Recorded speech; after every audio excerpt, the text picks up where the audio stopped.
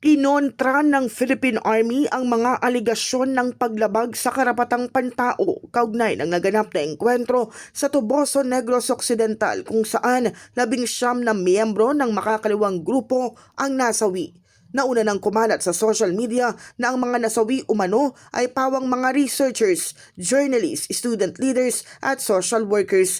Pero ayon sa Philippine Army, mahalagang tingnan ang mas malawak na konteksto ng insidente. Sa pahayag ni Army spokesperson Colonel Louie de Maala, dapat tanungin kung bakit nasa encounter site ang mga naturang individual, armado at nakikipagsagupaan sa mga tropa ng gobyerno.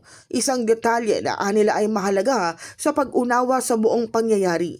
Git pa ni De Maala, nananatiling tapat ang Philippine Army sa kanilang mandato, sumusunod sa international humanitarian law at patuloy na nirerespeto ang karapatang pantao sa lahat ng operasyon.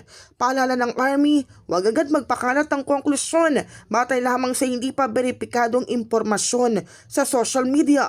Samantala, arestado ang 5 umanong miyembro ng Communist Terrorist Group sa isinagawang operasyon ng mga otoridad kagabi sa Barangay Matabang, Talisay City, Negros Occidental. Ayon sa Police Regional Office Negros Island Region, ipinatupad lamang ang warrant of arrest laban kay alias Glem, isang squad leader ng North Negros Front para sa kasong attempted murder nang madakip din ang 4 pa niyang kasama.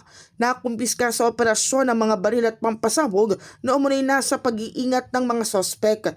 Batay sa investigasyon, sinasabing sangkot ang mga ito sa naunang engkwentro sa Tuboso, Negros Occidental kung saan nakatakas umanos sila.